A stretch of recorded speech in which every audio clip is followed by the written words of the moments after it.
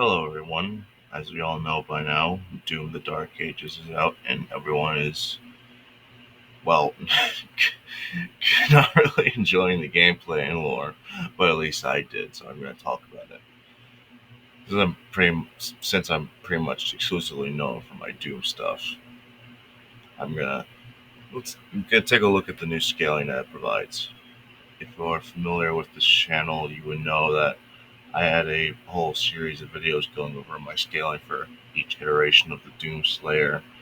This is basically an expansion for the second video in the trilogy, where I cover the Slayer from his time in Ahzrak to his time in Doom 2016. Because obviously this game takes place during his time in Ahzrak before the events of Doom 2016. I will cover some stuff I talked about in that video for the sake of the video's flow, and so you don't have to watch that video. Obviously, there will be spoilers for the game and its story, so if you don't want to be spoiled, just don't watch this video. Before we before we get into the scaling of Dark Ages, there's one thing I want to bring up that backs up a point that's been present in any iteration of my scaling: the argument that Quake is in fact canon to Doom. If you don't know the argument, then feel free to read this section of this blog. I bring this up because this game introduces something that further strengthens the connection between the two games. In Quake lore, it's first stated in Quake 3 Team Arena's manual, before being emphasized a lot in Quake Champions, that undead entities exist as a result of entities being infused with an excessive amount of hate and rage, to the point that death did little to stop them, allowing them to come back as things like zombies or spirits.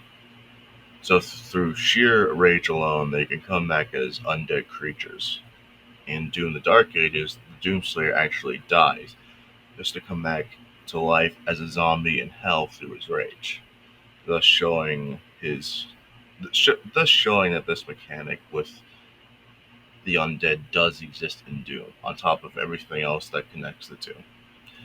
This is actually consistent too, as summoners were able to come back as disembodied spirits through their hatred, becoming the infamous spirits from the Ancient Gods DLC. Also, while it isn't related to Dark Ages, it does relate to the argument of Quake being canon to Doom.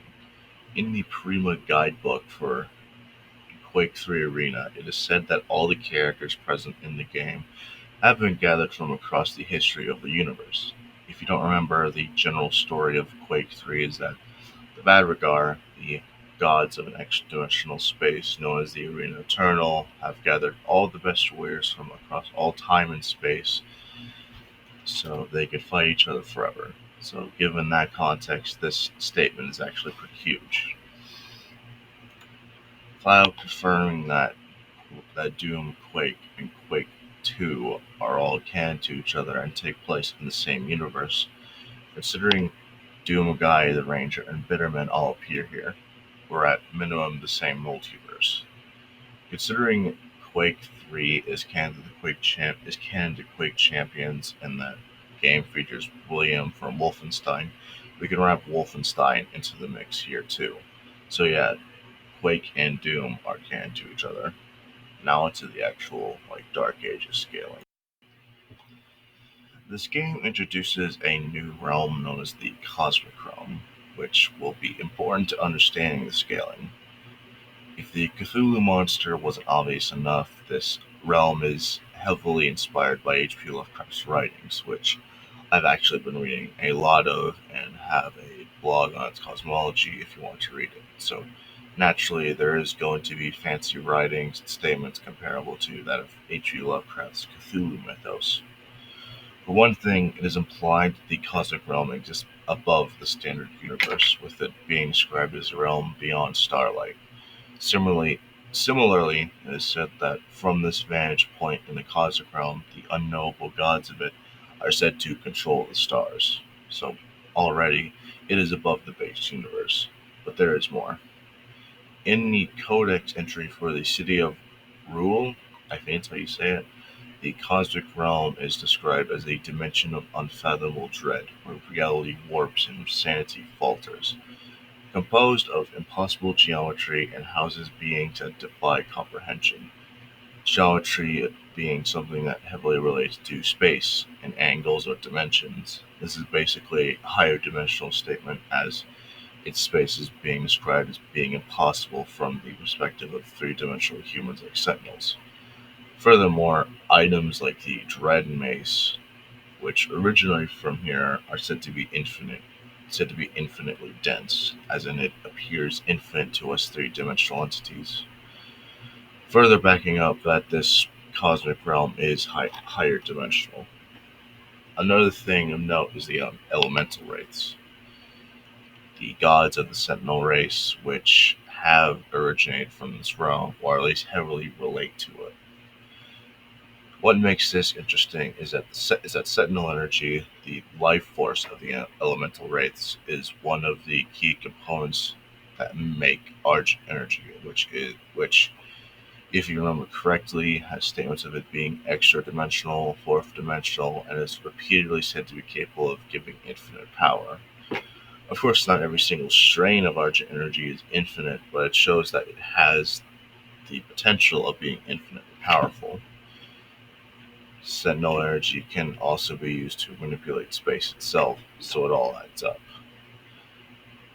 One other thing that I don't see get talked about too often is the same for the elemental wraiths in the ancient gods, where there's a shit ton of them, but still ultimately a finite amount of them in one area. But they are still said to be capable. They're still said to be giving off energy readings unlike anything they have seen before, which explicitly includes Urdak. Whether or not you like, as in they're producing greater or more energy than the entirety of Urdak. Whether or not you believe Urdak is higher dimensional or not isn't too relevant here, since at minimum Urdak would be an infinite-sized universe, and these guys are giving off more power than it. This is on top of the cosmic realm being repeatedly referred to as from beyond in like the Slayer Club articles. So overall, the cosmic realm is pretty easily a higher dimensional realm, at least fourth dimensional. However, there is like one statement that could get the place higher, like fifth dimensional or sixth dimensional.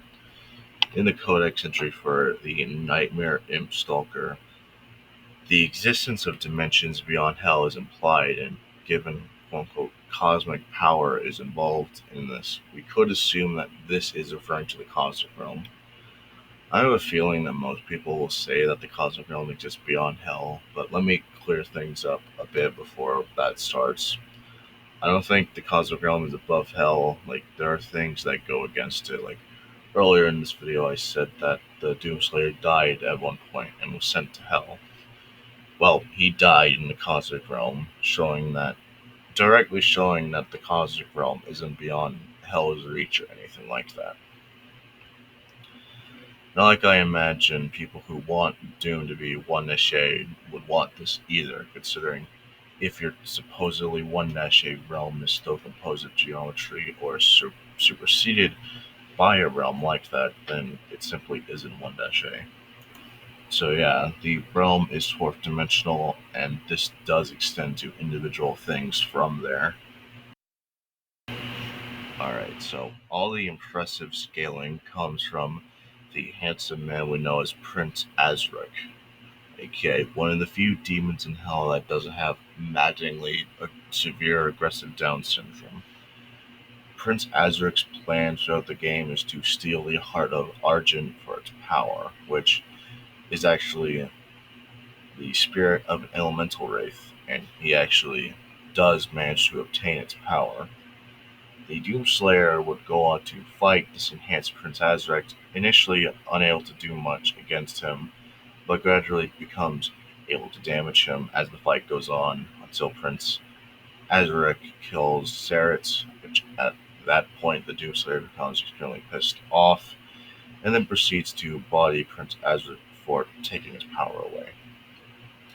If for some reason you don't think he would scale to the full power of this, he certainly would later on when he defeats the Titan from Doom 2016 more, which is explicitly said to be a foe stronger than all who had faced the Slayer before, and wields immeasurable power.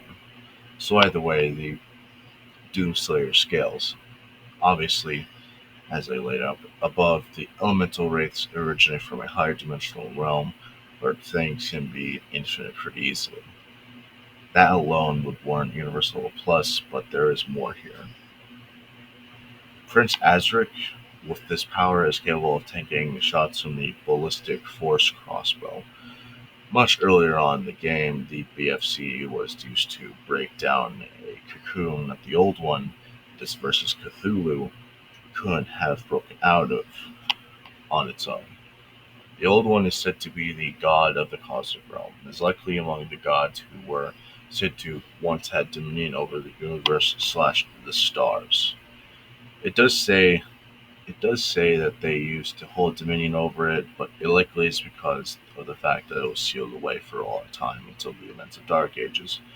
Which in its boss fight it does things like rip holes in space time and summon tentacles and create what seems to be miniature suns that have their own gravitational pulls. Alongside this, the Old One is said to be a quote-unquote Titan class entity, which should make it comparable to the likes of the Icon of Sin, which, if you don't remember correctly, can potentially destroy the universe. The BFC was able to destroy the container that the Old One, with all its power, couldn't break free of, meaning its skills above him, yet the BFC doesn't really do much against Prince Ahzrak, nor is it emphasized to be special in fighting this empowered Ahzrak in the lore.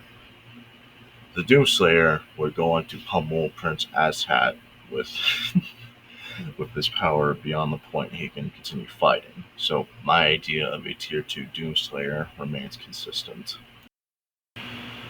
One last thing before closing this video out, I like to mention that despite the fact that there are levels where you drive Atlans, the Doomslayer in lore doesn't need Atlans to fight extremely powerful foes.